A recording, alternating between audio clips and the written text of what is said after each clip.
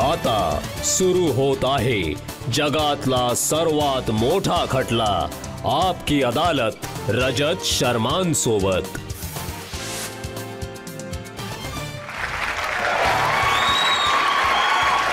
नमस्कार, धन्यवाद धन्यवाद। आपकी अदालत मध्ये तुमचं खूप खूप स्वागत आहे। आपकी अदालत मध्ये आज आपल्या पाहुण्या आहेत एक अशी नेता जी आपल्या निडरतेमुळे, आपल्या तर्कांमुळे, आपल्या बोलण्याने नेहमीच चर्चेचा विषय ठरते। कोणत्याही विषयावर लागोपाठ बोलू शकते, खूप लोकप्रिय आहे। मोदी सरकारमध्ये सगळ्यात कमी वयाची कॅबिनेट मिनिस्टर आहेत। स्वागत करूया स्मृती इराणी।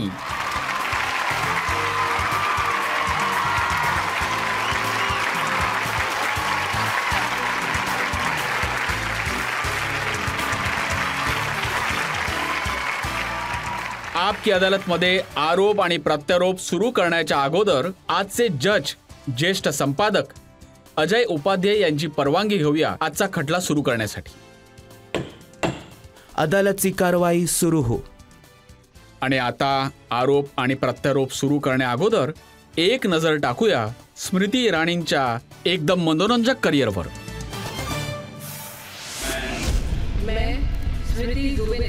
स्मृती इराणी मोदी सरकारमध्ये चाइल्ड अँड वुमेन अफेअर्स आणि मायनॉरिटी अफेअर्सच्या मंत्री आहेत। स्मृती इराणीची पहिली ओळख बनली टीव्ही सिरियल क्योंकि सास भी कभी बहू थी मधील जबरदस्त अभिनयामुळे। आदर्श सुनेच्या भूमिकेमुळे स्मृती इराणीने लोकांच्या मनामध्ये स्थान मिळवलं। राजकारणात स्मृती इराणींना पाहिलं गेलं जेव्हा त्यांनी दिल्लीमध्ये चांदनी चौक मधून बीजेपीच्या उमेदवार म्हणून लोकसभेची निवडणूक लढवली। त्यानंतर बीजेपीच्या प्रवक्त्या म्हणून स्मृती इराणींनी निशब्द आणि हजरजबाबीपणा यामुळे आपला धाक निर्माण केला।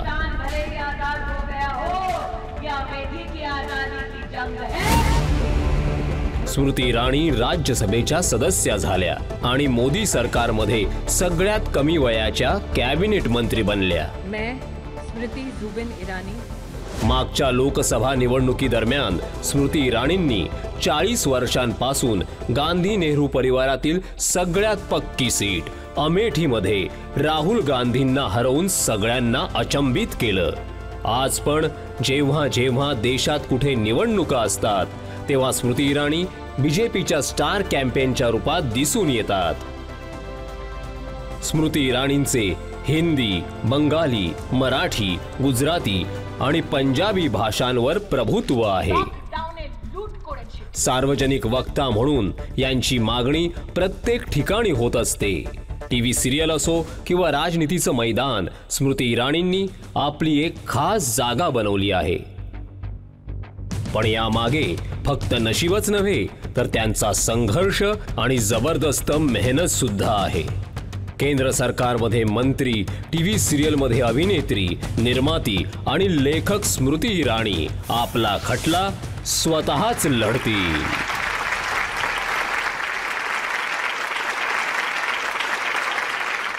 स्मृतीजी, खूप प्रकारची रूपं आहेत तुमची, पण जे 8 वर्ष तुम्ही तुलसी बनून लोकांच्या मनावर अधिराज्य गाजवलंय त्याची एक झलक पाहिली। आजही सगळ्या गोष्टींची आठवण झाली की लोक खूप मिस करतात, तर तुम्ही पण मिस करता का? रजतजी, आई मुलामधून वेळ नाही मिळत म्हणून सासू सुनासाठी वेळ नाही काढू शकत। मला वाटतं की खूप कमी लोक अशी आहेत ज्यांच्यावर परमेश्वराची असीम कृपा असेल, जे जन्मले अशा कुटुंबात ज्या कुटुंबाकडे 200 रुपये देखील नसतील। आणि जेव्हा मुलगी जन्माला येईल तेव्हा लोक म्हणतील की कदाचित हे तिच्या नशिबातच लिहिलं असेल, कारण ती मुलगी आहे, फक्त लग्न करून निघून जाईल, काही करू नाही शकणार। आता अशी मुलगी जेव्हा तर देशाच्या राजनीतीतच नव्हे परंतु देशाच्या मीडियामध्ये देखील योगदान देत असेल तर मला वाटतं की एक महिला असण्याच्या नात्याने याला मी गर्व नाही म्हणणार पण प्रत्येक मुलीचा गौरव म्हणेन, कारण जेव्हा जेव्हा तुम्ही आम्हाला आव्हान देता तेव्हा तेव्हा हिंदुस्थानाच्या मुली, हिंदुस्थानाच्या साधारण कुटुंबामधल्या मुली अशा प्रकारचं कौशल्य दाखवतात, अशा प्रकारचं साहस दाखवतात आणि कुठे ना कुठेतरी देवाची कृपा पण त्यांच्यावर आहेच।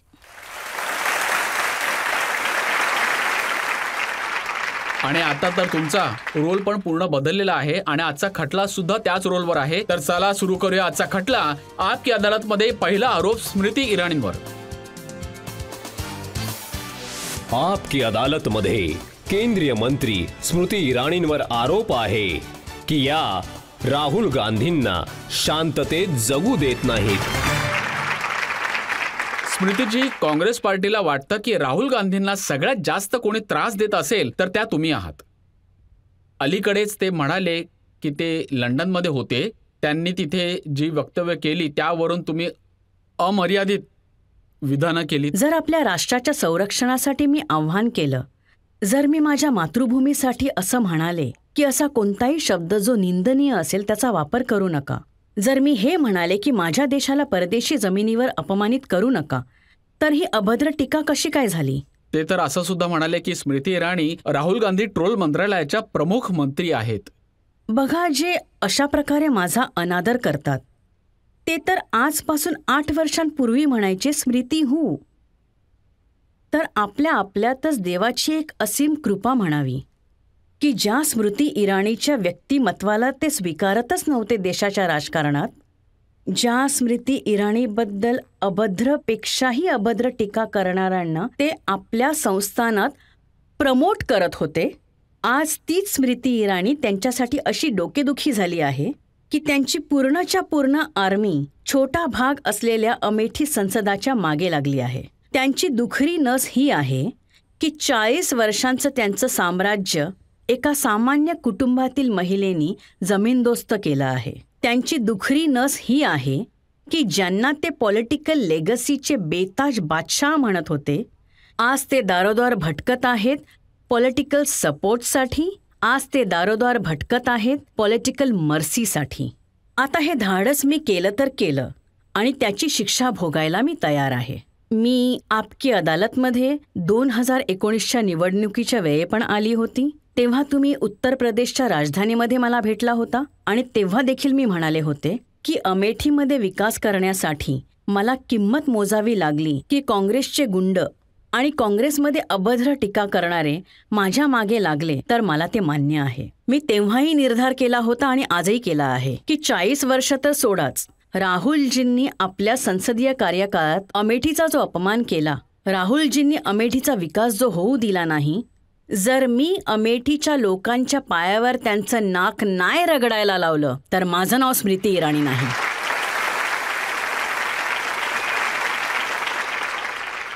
स्मृतीजी, आजकाल विषय फक्त अमेठीपुरता नाही राहिला.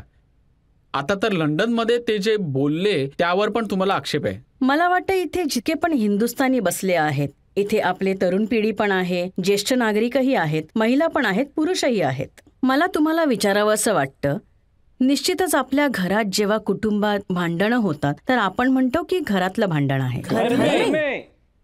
का आपल्याला आपली आई अशी कधी सल्ला देते की जा आपल्या घराला, आपल्या समाजाला, आपल्या देशाला देशाच्या सीमेबाहेर जाऊन अपमानित करा? कोणी आहे इथे असं बसलेलं? तर मी आज जनतेच्या अदालतमध्ये जनतेलाच विचारते, काय तुमच्या देशात लोकतंत्र मरण पावलंय? का तुम्ही जाऊन 5 वर्षातून एकदा आपल्या मताच्या माध्यमातून आपल्या आवडीचं सरकार निवडत नाही का? तुमच्या आवडीचं सरकार नसेलही किंवा जर तुम्ही तुमचं मत विरोधी पक्षातील कोणाला देतही असाल तर काय तो स्वतंत्र अधिकार तुमच्याजवळ आहे? तुम्ही जितकी लोक इथे बसले आहात त्यांना मी विचारू इच्छिते, आजपर्यंत नरेंद्र मोदींनी कोणत्याही नागरिकाला विचारलं नाही की तू मला मत दिलं आहेस की नाही? त्यांनी जो रस्ता बनवला त्यावर देशाचा प्रत्येक नागरिक चालतो की नाही?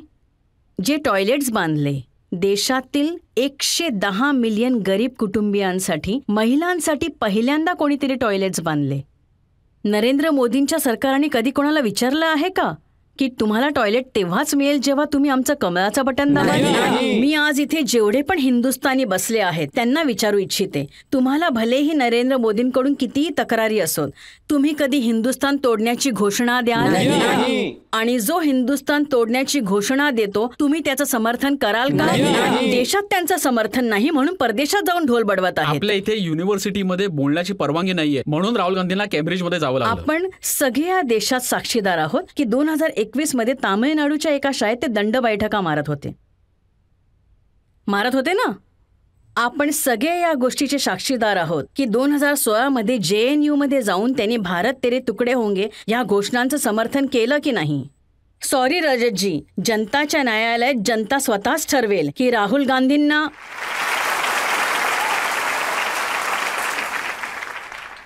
का राहुल गांधींनी जाऊन परदेशात, त्या देशात ज्याने हिंदुस्थानाला वर्षानुवर्ष गुलाम बनवलं, त्या देशात जाऊन काय आव्हान करणं गरजेचं होतं? या आंतरराष्ट्रीय ताकदांनो या हिंदुस्थानाला अद्दल घडवा असं शत्रू पण वागतो. स्मृतीजी, ते म्हणतात की इथे ज्या युनिव्हर्सिटीज आहेत तिथे बोलून देत नाहीत.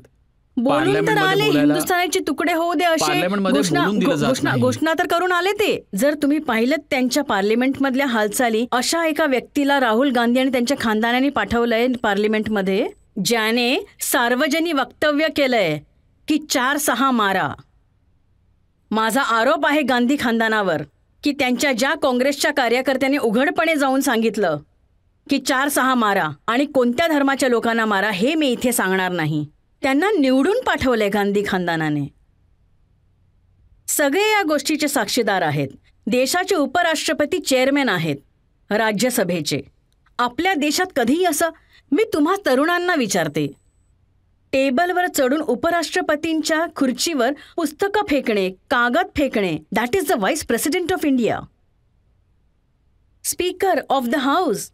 आमचा वक्ता नाही, BJPचा वक्ता नाही, of the house of the people. You are the people. तुम्ही आहात ज्यांचे आम्ही लोकप्रतिनिधी आणि नोकर बनून जातो. आम्ही तुमचे नोकर आहोत आणि तुमचे जे नोकर आहेत, जे लोकसभेत जातील त्या पीठावर राहुल गांधींच्या सूचनांवरून, सोनिया गांधींच्या सूचनांवरून कागद फाडून त्या स्पीकरच्या तोंडावर फेकला जातो.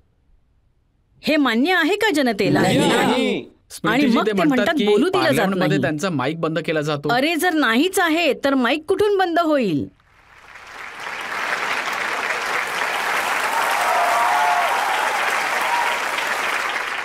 चला, जिथे आहेत, कोणी कोणी काँग्रेसची प्रेस कॉन्फरन्स पाहिली आहे ज्याला बोलण्यासाठी असिस्टंटची गरज लागते?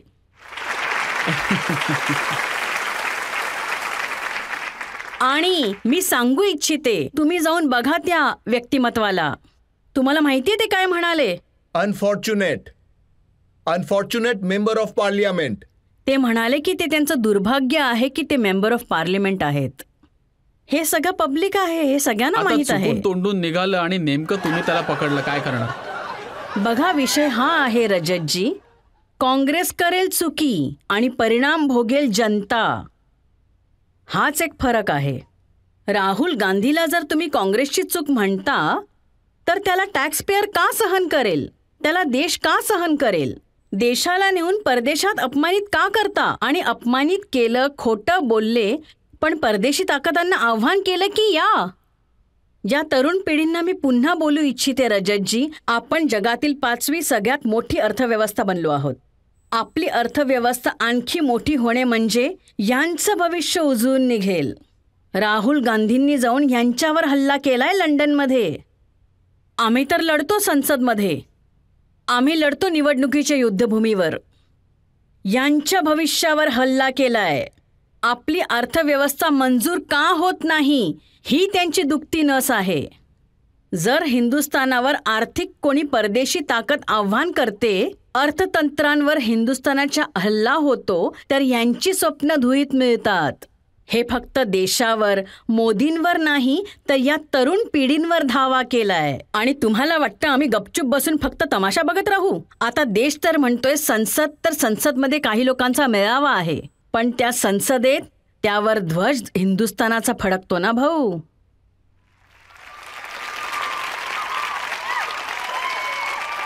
तो तिरंगा इतक्या सहजतेने नाही फडकत आहे हवेवर.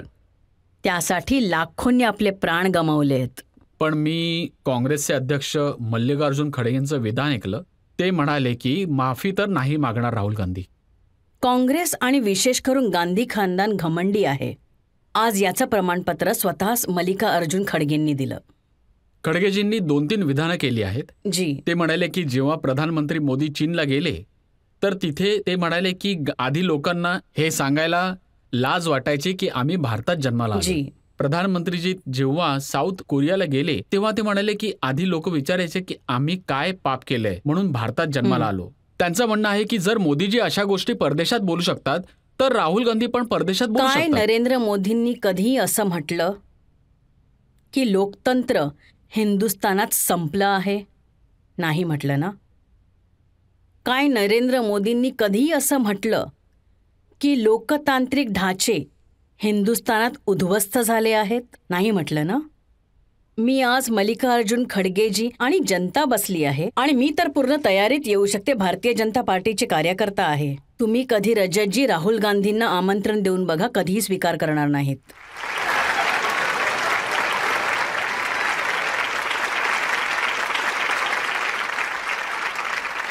मला आज विचारावंसं वाटतंय की जेव्हा कोळसा लुटला जात होता काँग्रेसच्या राज्यात तेव्हा का जनता आनंदित होती? नाही. जेव्हा कॉमनवेल्थ घोटाळे होत होते, तरुण सगळे जात होते आणि समोरून सरळ तुमचं जे छत आहे ते स्टेडियमचं पडत होतं, तेव्हा का तरुण मंडळी आनंदित होती? नाही. तर देशात 2014च्या आधी काँग्रेस पार्टी काय करत होती ते देश परदेशात सगळ्यांनाच माहीत आहे. India has a bleak future. आणि आपल्यातल्याच एका अमेठीच्या नागरिकांनी मला सांगितलं की दीदी 2014च्या आधी इटालियन जी अर्थव्यवस्था होती ती 5 नंबरवर होती आणि हिंदुस्थानाची जी आहे ती 8, 9, 10 वर होती. आणि आता उलटं झालंय रजतजी, आपण 5 वर आहोत आणि ते 10 वर आहेत. ते म्हणतात की आम्हाला बीजेपी वाली देशभक्ती नका शिकवू.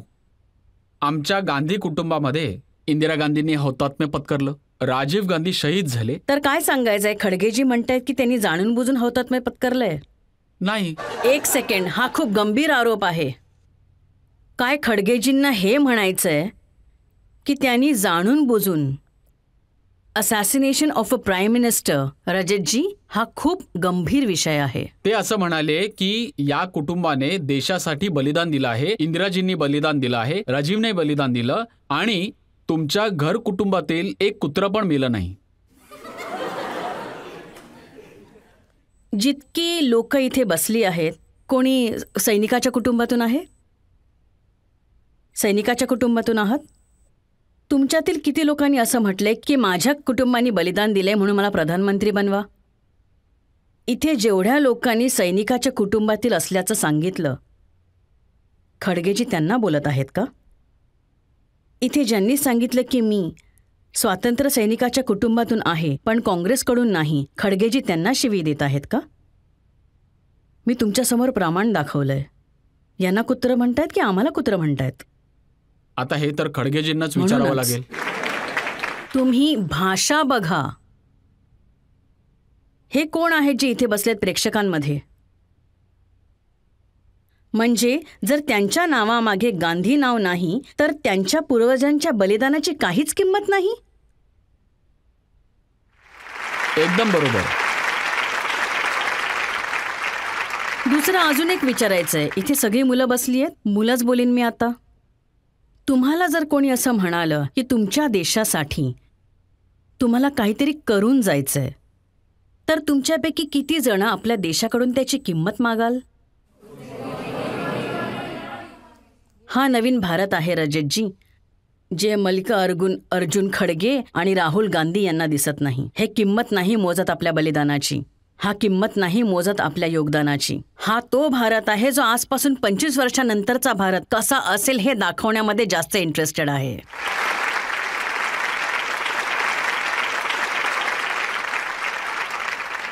आता अधीर रंजन चौधरींनी सांगितलं की बीजेपीचे लोक सरकारचे मंत्री राहुल गांधींच्या मागे लागलेत कारण ते राहुल गांधींना घाबरतात.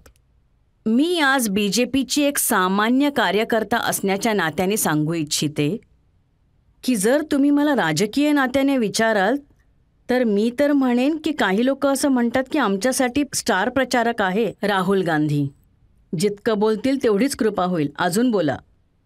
पण ज्या अशा प्रकारच्या टीका आहेत, समजा न्यायालयात कोणतीही जनता बसली नसेल, समजून चाला की जज साहेबांच्या खुर्चीवर कोणीही स्थानपन्न नाहीये, समजून चाला की क्लर्क उपस्थित नाहीये, फक्त कॅमेरा आहे, रजत शर्मा आहे आणि राहुल गांधी आहेत. तुम्ही फक्त त्यांना इतकंच विचारा, एका पॉईंटवर आणि दुसऱ्या पॉईंटवर. पॉईंट नंबर 1 की जेव्हा देशावर करोनाचं संकट आलं तर असं म्हणण्याऐवजी की आपण हिंदुस्थानात वॅक्सिन बनवूया, ते परदेशी वॅक्सिनचं सारखं हिंदुस्थानावर प्रेशर का टाकत होते? एवढंच विचारून बघा. दुसरं त्यांना विचारा की जेव्हा देशाचे प्रधानमंत्री म्हणाले की चला आपण प्रत्येक नागरिकाला डिजिटल फायनान्शियल ट्रान्झॅक्शन शिकवूया, तर का राहुल गांधीच्या इशाऱ्यांवर काँग्रेसच्या नेतृत्वाने सांगितलं की अरे बाबा, हे हिंदुस्थान आहे, इथे कोणालाही फोन वापरता येत नाही. हा हिंदुस्थानाचा अपमान नाहीये. आज आम्ही गौरव करतो की UPIचा जर तुम्ही साल 2022 मधला ट्रान्झॅक्शन बघाल तर 126 लाख करोड रुपयांचे ट्रान्झॅक्शन साधारण हिंदुस्थानांनी, गावात बसलेल्या हिंदुस्थानी लोकांनी केलंय UPI वरून.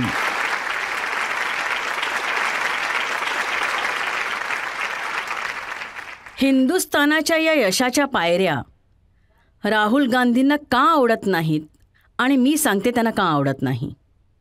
2014च्या पूर्वी जे लहान आहेत त्यांना नाही, पण मोठ्यांना नक्कीच कळेल. गरीबाला जर बँक अकाउंट उघडायचं असेल तर बँकेचे दरवाजेच कधी उघडायचे नाहीत, कारण त्यांच्याकडे ना बँक बॅलन्स होते ना कागदपत्र होते. नरेंद्र मोदी म्हणाले चला आम्ही मिनिमम बॅलन्सही घेणार नाही, आम्ही बँकेला पाठवू गरिबांच्या घरी आणि त्यांचं खातं उघडून देऊ. ठीक, 480 मिलियन बँकेचे खाते उघडली गेली.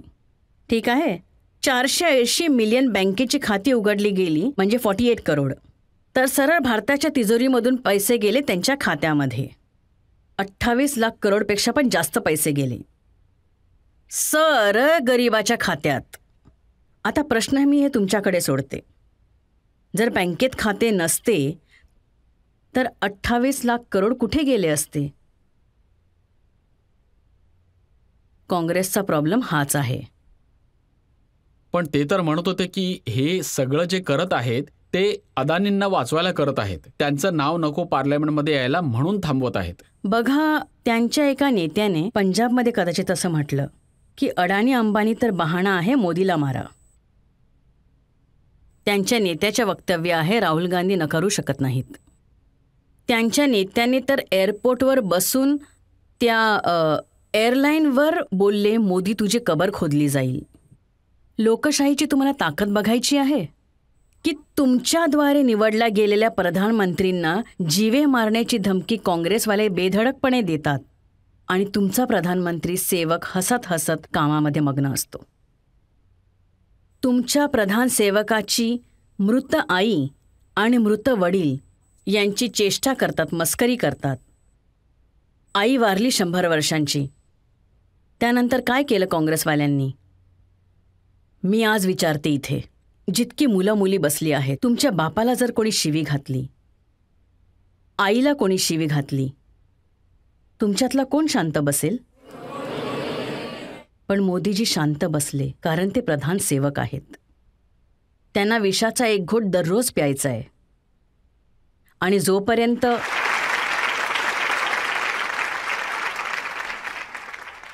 आणि जिथपर्यंत विषय अडाणींचा आहे, जर कधीतरी कुठे तुम्हाला राहुल गांधी भेटले तर त्यांना 5 गोष्टी विचारा.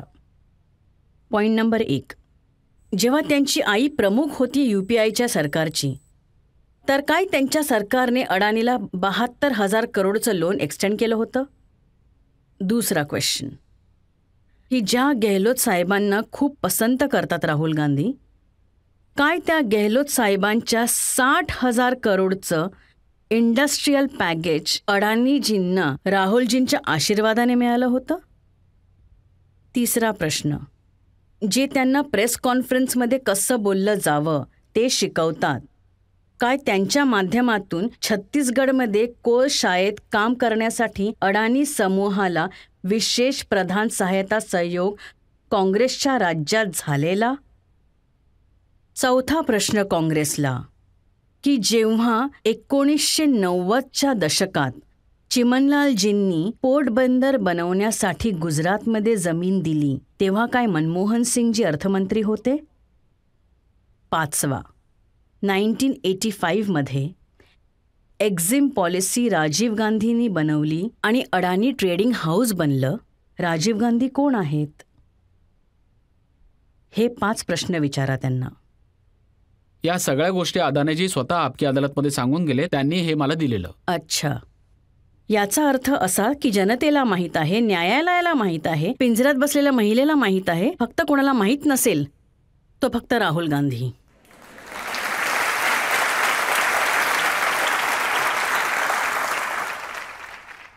एक कोणत्या तरी काँग्रेसच्या नेत्याने लिहिलेलं आहे, कुछ रहम कर ए स्मृती, थोडा संभल जाने दे. काँग्रेसने लिहिलंय. राहुल अगला जख्म भी सह लेंगे, पहला तो भर जाने दे.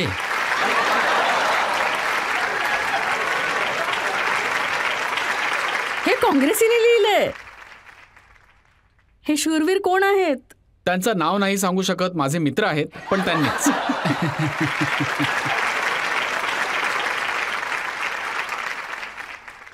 मला बरं वाटलं की स्मृती हू पासून स्मृती दयापर्यंतचा प्रवास मी 9 वर्षामध्ये पूर्ण केला. पण राहुल गांधी हे समजणार नाहीत. आणि तुम्ही दया दाखवणार नाही. मी तर त्यांना आमंत्रण देऊ इच्छिते की आओ कुछ दिन तो गुजारो अमेठी में.